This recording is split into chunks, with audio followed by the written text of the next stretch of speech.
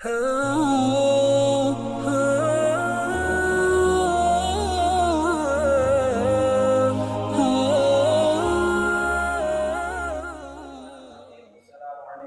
warahmatullahi wabarakatuh. Alhamdulillah wassalatu wassalamu ala Rasulillah sayyidina Muhammad bin Abdullah wa ala alihi wa sahbihi wa mawala wa la hawla wa la quwwata illa billah subhanaka la ilma lana illa ma 'allamtana innaka antal alimul hakim. Rabbi shrah li sadri wa yassir li amri wahlul 'uqdatam min lisani yafqahu qawli wa saddid lisani wa fi qalbi bihaqqi sayyidina Muhammadin sallallahu alaihi wasallam amma ba'd. Fa ya ayyuhal hadirun al-kiram, para asatidz, para guru, para orang tua, para hujjaj, para tokoh masyarakat, segenap pengurus mushola Jumatus Syabab, Bapak saudara yang dimuliakan dan dirahmati oleh Allah. Alhamdulillah, di malam hari ini malam keberapa? Haram. Malam kelima, ya. Harinya keempat, malamnya kelima. Kita masih diberikan panjang umur. Tahun baru di kita 1442 Hijriah.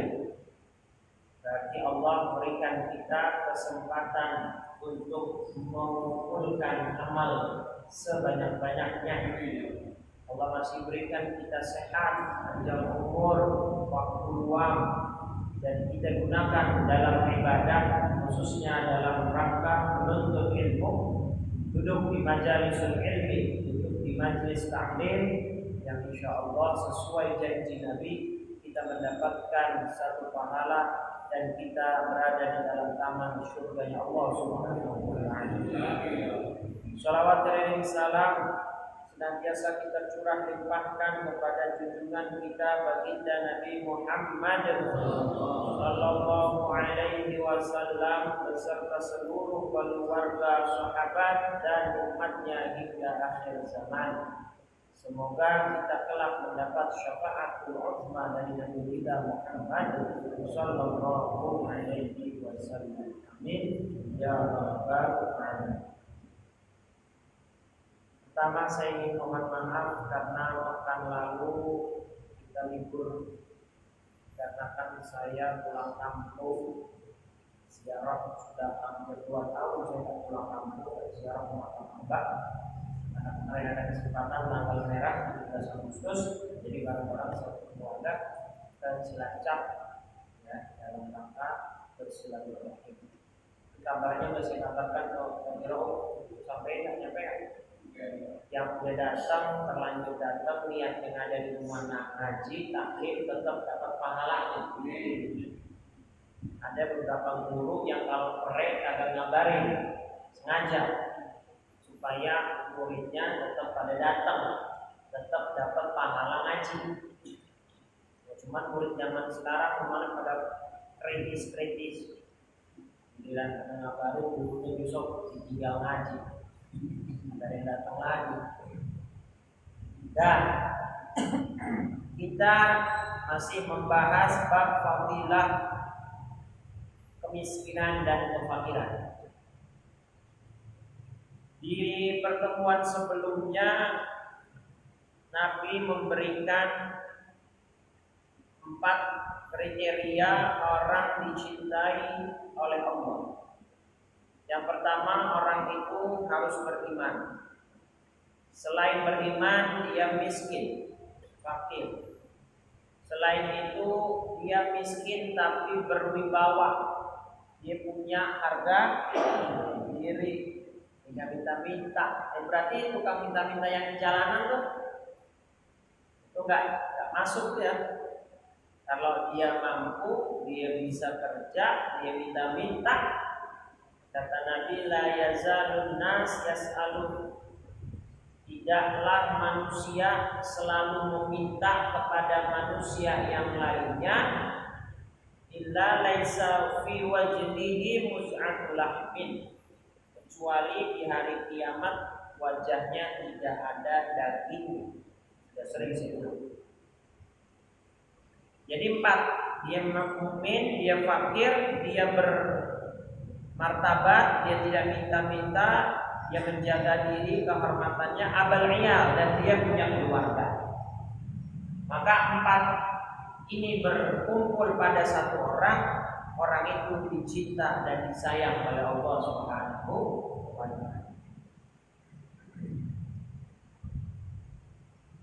Dan di hadis selanjutnya Nabi bilang fakir itu amanah, Pak. Selama ini yang kita tahu amanah itu cuma harta, cuma kekayaan. Dibilang amanah dari Allah. Nah ternyata kata Nabi, kemiskinan juga amanah yang perlu dijaga. Cuma cara menjaganya beda. Kalau amanah berupa harta, cara menjaga amanahnya dengan kita mengeluarkan hak-hak Allah, baik zakat, infak maupun sedekah. Itu cara kita jaga amanah berupa kekayaan. Lah, kalau kemiskinan jaga amanahnya bagaimana, Ustaz? Caranya dia jangan memproklamirkan dirinya sebagai orang miskin. Jangan ngumumin, jangan sampai ada orang yang tahu kalau dia lagi susah, lagi miskin. Pun itu kalau nggak kepepet, kalau dia nggak minta tolong, dia mati boleh. Tapi kalau nggak kepepet, dia tetap berharapnya sama Allah. Nah itu cara menjaga amanah ke miskin. Siapa contoh Nabi yang paling miskin? Yang paling kalau dilihat itu ujiannya paling berat dah. Nabi Ayyub. Nabi Ayyub itu miskin, badannya penyakitan puluhan tahun, terus anak-anaknya meninggal semua. Jadi ibaratnya Nabi Ayyub itu udah jatuh timpa tangga. Dia miskin, sakit, nggak ada yang ngurusin. Masya Allah. Kalau kita model begini, kasih cobaan ke Nabi Ayyub, ya besok udah datang ngaji, udah keren. Ini ada cerita nih tentang ada orang namanya Ibnu Kilabah. Ini diriwayatkan oleh Imam Ibnu Hibban dalam kitab As-Siqat. Diriwayatkan dari Abdullah bin Muhammad. Jadi Abdullah bin Muhammad ini kata Imam Ibnu Hibban dalam kitab As-Siqatnya satu kali pernah jalan ke Mesir. Mana Pak? Mesir jauh dari sini Pak. Butuh pakai pesawat. Pesawat mahal lagi sekarang. Butuh pakai tes COVID. Tiba-tiba ngelihat satu buah kemah yang bubuknya itu sudah lusuh. Ya kelihatan lah kalau ada orangnya pun pasti orangnya ini miskin banget. Tapi Abdullah bin Muhammad saat itu melihat kemah itu, dia berprasangka gak mungkin ada yang tinggal di dalamnya. Pas dideketin, dilongok, ternyata ada satu orang laki-laki parubaya. Gak terlalu tua tapi juga gak muda, lagi terbaring. Pas Abdullah bin Muhammad masuk, ternyata matanya buta, telinganya tuli, badannya semua ada penyakit-penyakit muka-muka. Tapi ngomong bisa. Nah, akhirnya si Abdullah bin Muhammad ini masuk melihat keadaan laki-laki parubaya begini, takjub. Apa yang beliau takjub, ini laki-laki lagi lagi sakit nih, laki-laki parubaya yang lagi sakit ini sambil merintih kesakitan, tapi lidahnya selalu bicara atau selalu berkumandang lafaz hamdalah, alhamdulillah. Yang Abdullah bin Muhammad bingung. Dideketin lagi makin kedengeran suaranya. Dia bilang, ya Allah, hamba bersyukur atas nikmat-nikmat yang telah kau berikan. Terima kasih, berikanlah hamba kekuatan untuk terus bersyukur kepadamu. Abdullah bin Muhammad makin heran lagi. Dalam hati dia, apaan lagi yang disyukuri? Apa? Harta gak punya. Kondisi badan disakit. Mata gak bisa lihat. Keluarga gak ada. Tapi kok ini orang bersyukur terus gitu. Bahkan minta sama Allah supaya diberi kekuatan bisa bersyukur seterusnya. Akhirnya Abdullah memberanikan diri nanya, ya Abdullah, gimana tashkurullah? Kenapa kau bersyukur kepada Allah? Amataro ila nafsika. Kau tidak lihat keadaanmu saat ini? Apa dijawab? Hei anak muda, saya dalam keadaan begini pun tidak lepas dan tidak luput dari nikmat yang telah Allah berikan kepada saya. Kalau Allah mau, Allah datangkan lautan ke dalam kemah saya akan hanyut terbawa ombak lautan yang dalam dan luas. Kalau Allah mau, Allah akan runtuhkan langit yang ada di atas saya sehingga saya tertiban oleh langit, remuk, hancur tubuh saya berkeping-keping. Kalau Allah mau, Allah datangkan gunung berapi sehingga saya bisa mati terbakar oleh panasnya api yang ada di dalam bumi. Kalau Allah mau, Allah bisa saja mengguncang bumi tempat saya tidur saat ini sehingga saya tenggelam ditelan oleh bumi tanpa tersisa. Maka inilah yang saya selalu syukuri. Abdullah bin Muhammad kira-kira, Masya Allah, di kampung saya orang makan ikan teri aja masih ngeluh. Di kampung saya biaya pendidikan mahal, gelek-gelek.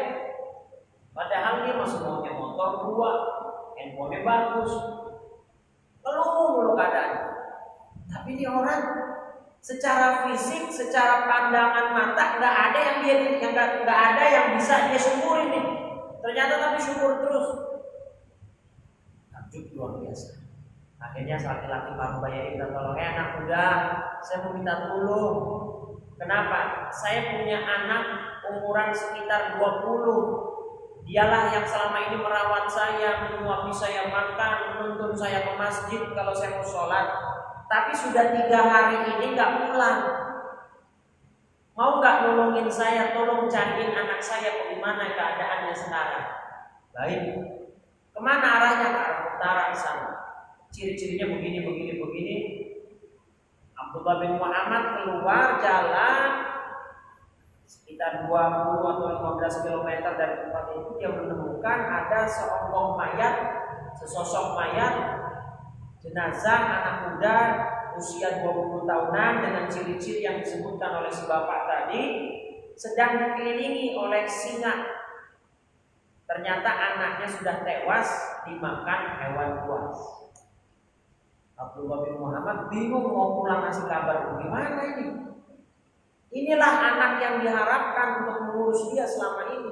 Ternyata sudah tewas dimakan hewan buas. Pulanglah Abdullah bin Muhammad ke kemah yang tadi, Pak. Kata si bapak yang sakit, ya, bagaimana keadaan anak saya? Nanti dulu saya ada pertanyaan buat bapak, kata Abdullah bin Muhammad. Kau tahu Nabi Ayyub alaihissalam diuji dengan kefakiran? Ya, saya tahu. Lantas apa yang dia lakukan? Dia bersabar, kata si bapak. Abdullah bin Muhammad nanya lagi, terus bagaimana keadaan Nabi Ayyub setelah itu? Dia mendapatkan ujian berupa sakit puluhan tahun. Apa yang beliau lakukan? Beliau tetap sabar. Sudahkah cukup? Belum. Anak-anak Nabi Ayyub juga diwafatkan oleh Allah. diambil oleh Allah. Apa yang beliau lakukan? Beliau bersabar. Atau si bapak ini ada apaan sih? Gua kan dulu nyari anak gua, apa tiba-tiba nanyain Nabi Ayub. Kasih tahu ternyata putra Anda sudah tewas dimakan hewan. Alhamdulillah. Si bapaknya ucapnya alhamdulillah. Kalau kita dapat musibah, ucapnya innalillah, itu sudah masuk kategori sabar. Tapi kalau kita dapat musibah, ucapnya alhamdulillah, itu level sabarnya di atas innalillah. Kenapa? Karena beliau menyadari bahwa kalau anak saya usianya lebih panjang, mungkin suatu saat anak saya berbuat dosa. Ketika saya sudah meninggal, saya tidak tahu, dan anak saya nanti akan dibakar dan diazab oleh Allah dengan api neraka. Maka saya bersyukur anak saya meninggal saat dia melaksanakan sholat 5 waktu. Jadi dia bersyukur. Jadi kalau ulama dulu tuh bersyukur begitu, Pak. Motor hilang, alhamdulillah. Berarti Allah sayang sama saya. Besok saya mau diganti motor yang lebih. Bini meninggal. Jangan contoh itu. Lah, ada ulama dulu begini, Pak. Dikeroyok sama geng, sama perampok lah ya. Sama perampok dipukul, dikeroyok. Si kiai, si ulama ini balas, kan boleh membela diri. Tapi difitnah sama si pengeroyok ini, difitnah, dia teriak bahwa kiai ini maling.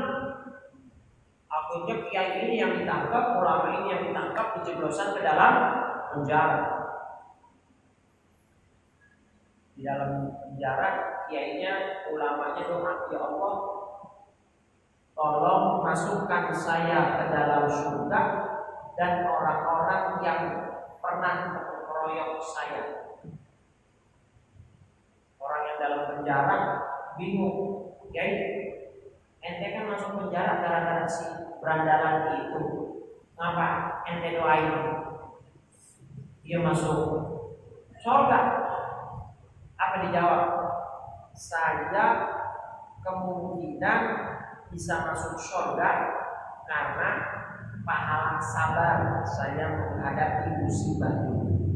Penjara, dikeroyok, penjara, kan musibah. Saya sabar, saya terima qada dan qadar Allah ini. Boleh jadi saya masuk surga besok dengan pahala sabar saya menghadapi musibah saat ini. Dan terus, lah kan saya masuk penjara, saya dikeroyok, perkara itu berandalan keroyok saya. Kalau saya nggak dikeroyok, saya nggak mungkin masuk penjara. Kalau saya nggak masuk penjara, saya nggak mungkin punya pahala dari sabar. Berarti secara tidak langsung saya masuk surga gara-gara nggak adil rasanya. Saya masuk surga gara-gara dia masuk neraka, saya masuk surga. Maka saya minta sama Allah, orang-orang yang menzalimi saya supaya Allah masukkan juga ke dalam surga. Sabar yang paling tinggi. Kalau kita kan nggak ada. Kalau udah dicelakain sama orang, udah dijahatin sama orang, apa doa kita? Mampus 7 turunan doa. Ya. Balik lagi ke cerita tadi tuh. Kata Abdullah bin Muhammad, luar biasa Anda, Pak. Terus si bapak setelah mendengar anaknya meninggal menghela nafas panjang. Dia yang meninggal. Si bapaknya meninggal. Karena dia gak kenal nih bapak, manggillah warga sekitar yang lewat. Ada 4 orang laki-laki. Pak, sini Pak, ada orang meninggal. Siapa? Saya gak kenal. Saya juga orang lewat. Dibuka kainnya sama warga yang lewat. Langsung warga yang lewat itu nangis sejadi-jadinya terhadap meninggalnya jenazah ini. Abdullah bin Muhammad bingung. Siapa ini orang? Orang sebatang kara, nggak ada yang peduli. Tiba-tiba pas dia meninggal, orang-orang kenal dan menangisi jenazah. Syekh Abdullah bin Muhammad nanya, ente pada kenal ini siapa? Dibalik tanya sama 4 orang laki-laki itu, lah emang ente gak kenal? Enggak, ente gak kenal, kata Abdullah bin Muhammad. Kata 4 orang laki-laki itu, ini Ibnu Qilabah. Siapa Ibnu Qilabah? Taman atau sahabatnya Ibnu Abbas. Ibnu Abbas sahabatnya Rasulullah SAW. Ibnu Qilabah ini dulu pada zamannya pernah mau diangkat jadi qadhi. Tahu qadhi? Qadhi itu hakim. Kalau zaman kita yang kantornya lagi kebakaran, nggak tahu kebakaran, nggak tahu dibakar. Orang lagi ngurusin Joko Chandra, lagi ngurusin Jiwasraya, lagi ngurusin impor tekstil, banyak kasus-kasus gede, kebakaran. Ya, itu namanya Ibnu Qilabah pernah pengen diangkat jadi qadhi, jadi hakim, tapi beliau nggak mau. Jadi beliau lebih bersabar atas kefakirannya, kemiskinannya daripada menjabat jabatan tinggi. Padahal gajinya gede Pak. Gajinya gede Pak. Hakim, qadhi gajinya gede. Tapi beliau nggak mau. Beliau lebih memilih sabar dalam kemiskinan. Nah, inilah cerita. Baik, kita lanjutkan hadisnya biar mudah selesai. Qala sallallahu alaihi wasallam tuba. Bismillahirrahmanirrahim. Qala Syekhul Mu'allif rahimahullahu taala wa adaman naf'ihi wa bi barakati 'ulumihi wa bi mufiddarin amin. Qala Rasulullah sallallahu alaihi wasallam tuba lil fuqara'i wad du'afa min ummati. Kata Nabi, beruntunglah bagi orang-orang fakir, miskin dan lemah dari golongan umat. Tuba ay al jannah. Kata Nabi, beruntung. Beruntung itu kalau dalam bahasa syariat, baik Quran atau hadis, itu selalu condongnya kepada keberuntungan akhirat. Keberuntungan akhirat itu paling ujungnya mendapatkan surga.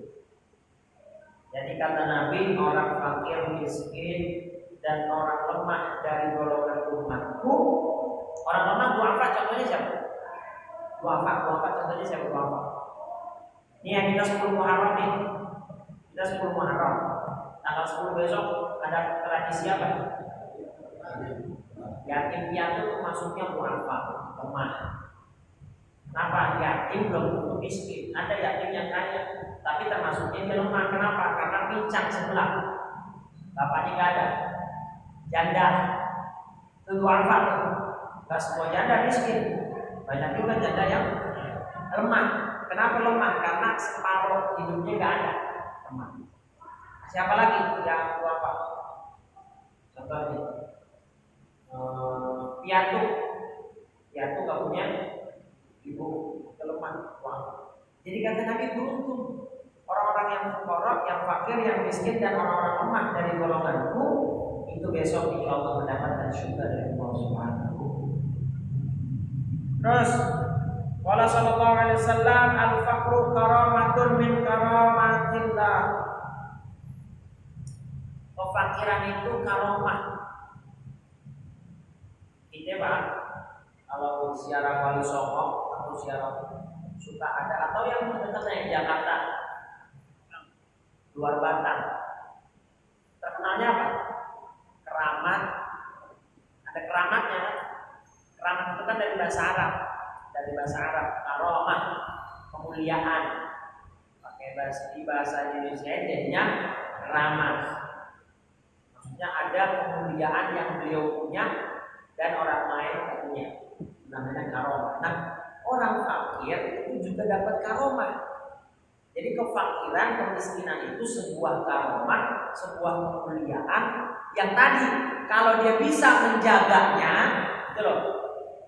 Jadi pada dasarnya kefakiran, kemiskinan itu karomah, kemuliaan. Tapi kalau dia bisa jaganya kenapa tadi? Jangan ibadah, dianya nggak minta-minta, dianya nggak mempermalukan diri sendiri, dianya berwibawa, dianya bermartabat. Berarti dia punya kemuliaan di sisi Allah. Makanya Nabi Muhammad ketika ditawarkan oleh malaikat penjaga gunung, mau gunung dirubah jadi emas, Nabi tetap memilih untuk menjadi pribadi yang sederhana.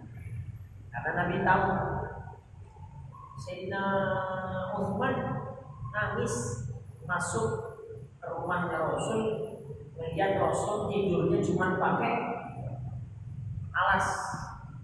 Kalau kata kita tikar, jangan dulu ada tikar, pakai pelepah korban yang kering. Rasulullah manusia yang paling mulia.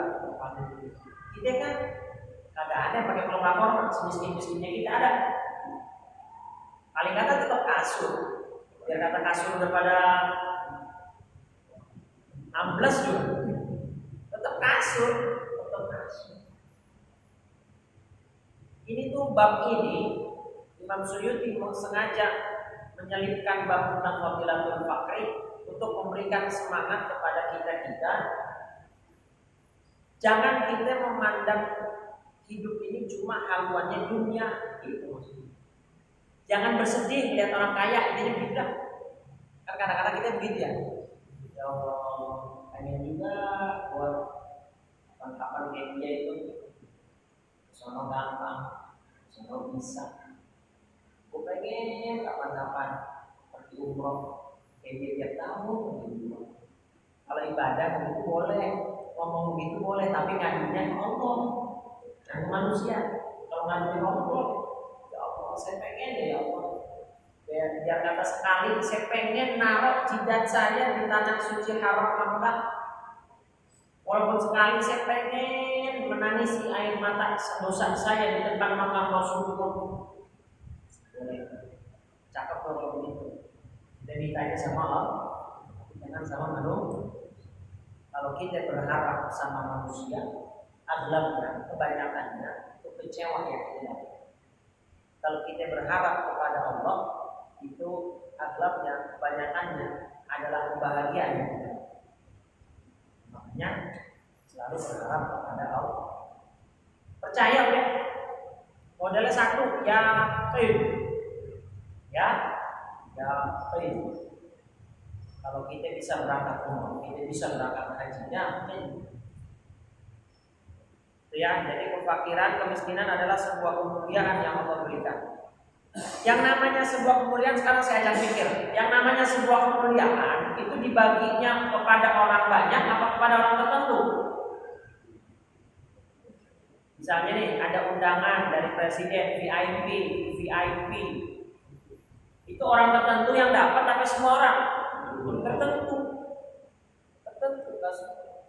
Jadi kemuliaan ini kan ibaratnya sebuah prestasi, sebuah penghargaan dari Allah. Yang namanya penghargaan kan ada orang lomba 17 Agustus, ya, yang ikut 10 orang makan kerupuk.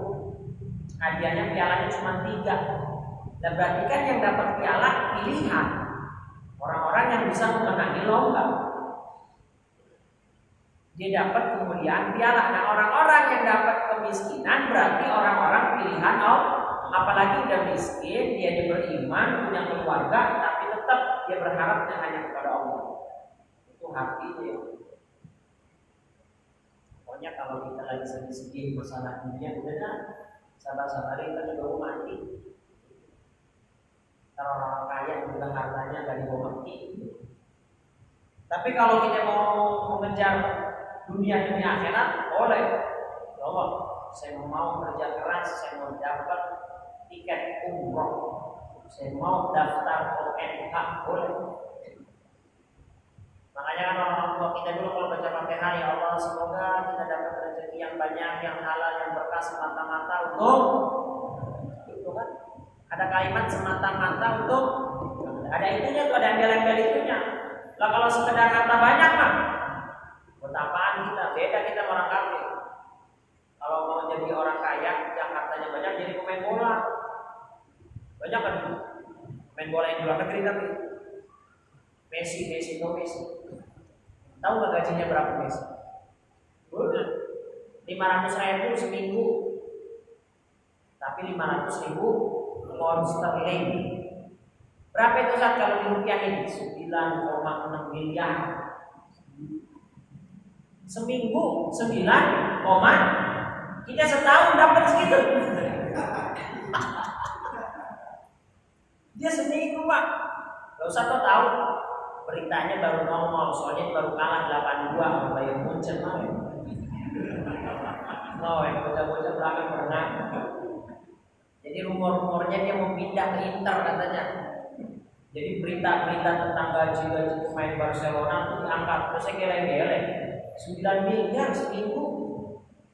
Lo bisa beli apa di kampung baru itu? Tapi kan kita nggak begitu haluannya. Kita kalau dikasih uang segitu juga mungkin bingung kita. Yang ada belagu udah kagak ketemu sekolah udah kagak kenal saya udah siapa itu bocah. Makanya kemuliaan Allah pilih antum-antum semua bisa duduk di sini.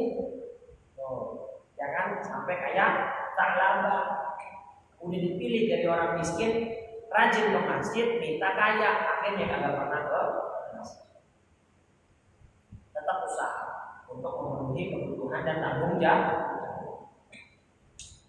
Masya Allah, duit tuh Pak, duit semua tuh.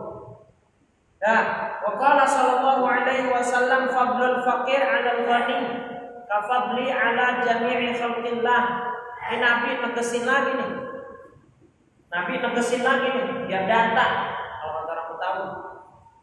Keutamaan orang miskin kalau dibanding sama orang kaya itu perumpamaannya sama dengan kemuliaan aku dengan seluruh makhluk Allah.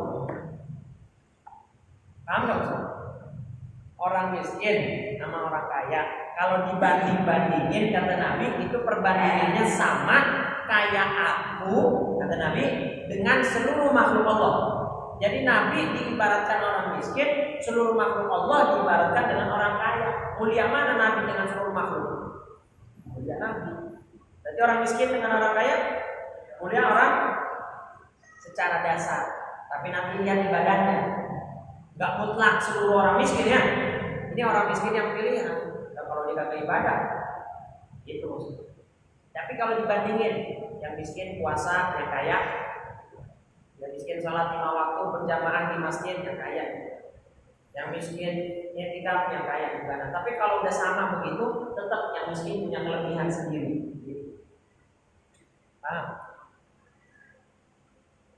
Jadi Nabi itu lagi pengen ngomong gini kira-kira Pak, cuman gak diomongin sama Nabi. Penafsiran saya kira-kira Nabi pengen ngomong, berbanggalah wahai umatku yang jadi orang. Berbangga kenapa bangga? Karena dapat kemuliaan karomah dari Allah. Kenapa? Karena Nabi kalian juga hidup dalam kesederhanaan. Walaupun Nabi juga hartanya banyak sebenarnya. Dapat dari ghanimah. Nabi itu banyak dapat dari ghanimah. Tahu ghanimah? Harta rampasan perang. Terutama pas perang Badar kalau nggak salah itu dapat banyak Nabi. Dapat jatah. Terakhir, hadis terakhir di bab ini, waqala sallallahu alaihi wasallam la syai'a yu'tihi Allahu mithla al-faqri. Kata Nabi enggak ada satupun yang lebih cakep Allah kasih kepada seorang hamba kecuali kefakiran. Jadi maknanya kefakiran atau kemiskinan adalah sesuatu yang Allah berikan kepada seorang hamba yang terpilih. Karena sesuatu ini atau kefakiran ini adalah sesuatu yang paling tinggi nilainya yang pernah diberikan Allah kepada orang-orang atau seorang hamba. Paham? Apa nih? Jadi jangan bersedih hati. Kata guru saya, Profesor Abuya Baharun, kita sering sedih masalah dunia karena satu. Kenapa? Kita mandangnya keluar, gak melihat ke dalam. Itu doang kuncinya. Kita sering sedih masalah dunia karena kita melihatnya keluar, gak pernah melihat dalam. Kebalik, sering-sering lihat ke seperti cerita Ibnu Kilabah tadi. Ada terlalu banyak alasan untuk kita tersenyum hari ini. Begitu banyak alasan untuk kita selalu bisa bersyukur kepada Allah. Jadi jangan melihat yang kita nggak punya. Yang enak itu yang kita punya. Kalau yang kita nggak punya, ya kita nggak bisa nikmati. Nggak usah dipikirin. Dan besok bab 25 bab fadilatun nikah. Bab keutamaan nikah. Mana pada semangat besok. Bab keutamaan nikah bagi yang jomblo-jomblo yang belum pada nikah. Apa sih keutamaan nikah? Seberapa besar pahala nikah? Dan gimana kalau orang udah punya duit, anak muda, duitnya banyak, tabungannya seabrek, dia bingung nikah dulu atau umroh dulu? Pilihannya gimana? Ada anak muda 24-25 tahun yang duit tabungan banyak, pilihannya dua, nikah atau umroh. Umroh dulu apa nikah dulu?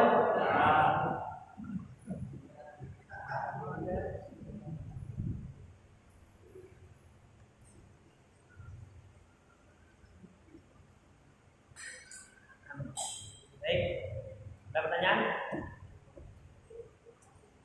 Oke, intinya ada doa begini Pak. Doa ini biasa dibaca oleh Nabi sebelum sholat subuh, setelah sholat fajar. Jadi antara sholat sunnah subuh dengan sholat fardunya itu ada doa panjang dan biasa dibaca oleh Rasul. Di antara kalimatnya ada Allahumma ardini bima qasamtahu li. Allahumma ardini bima qasamtahu li. Apa artinya? Ya Allah, buat hatiku selalu ridho terhadap apa yang telah Kau berikan padaku. Jadi kita minta sama Allah supaya hati kita selalu dibuat ridho, selalu dibuat terima atas semua yang telah Kau bagikan kepadaku. Allahumma ardini bima qasamtahu li. Ya Allah, buat hatiku ridho, buat hatiku selalu menerima terhadap apa yang telah Kau berikan padaku. Kalau Kau berikan aku banyak, aku ridho. Kalau Kau berikan aku sedikit, aku juga bisa ikhlas menerimanya. Kalau Kau berikan aku istri satu, alhamdulillah. Kalau Kau berikan aku nyambungnya selalu dah ya. Insyaallah kita selalu diberikan panjang umur, sehat walafiat. Saya mau ingetin hari apa jadwalnya berarti kita puasa Tasu'a sama Asyura. Tanggal 1 kemarin hari apa? Kamis ya? Kamis ya? Kamis, Jumat, Sabtu, Minggu, Senin, Selasa, Rabu, Kamis, Jumat, Sabtu. Berarti Jumat sama Sabtu puasa. Jumatnya puasa Tasu'a 9 Muharram, Sabtunya puasa Asyura 10 Muharram. Hadisnya kata Nabi akan menghapus dosa 1 tahun yang lalu. Hari apa berarti? Jumat sama Sabtu. Kita nggak ketemu tuh, karena kita ngaji-ngaji lagi kan Minggu. Maka saya ingatkan sekarang, puasa hari Jumat sama hari Sabtu. Puasa apa itu? Tasu'a hari Jumat, Tasu'a itu hari ke-9, Asyura hari ke-10. Paksain, kuduin, harusin. Ya, puasa ya. Ajak keluarga, istri, anak. Insyaallah dosa setahun yang lalu diampuni, tahun yang akan datang tahun ini 1442 kita ditambahin berkah Allah Subhanahu. Yang punya rezeki sisain buat anak-anak yatim. Ya, usap kepalanya sayangin anak yatim. Usap kepalanya kasih amplopnya. Jangan usap doang, kagak ngasih. Percuma anak yatim kagak girang. Dikasih usap kagak dikasih mah percuma. 100 orang juga dia diusapin kepalanya dia. Enggak. Mendingan seorang tapi ngasih. Ya. Insyaallah kita berbagi kebahagiaan. Enggak usah banyak, yang penting yang kita mampu. Insyaallah. Afdalu ma qultuhu ana wan nabiyyuna min qabli.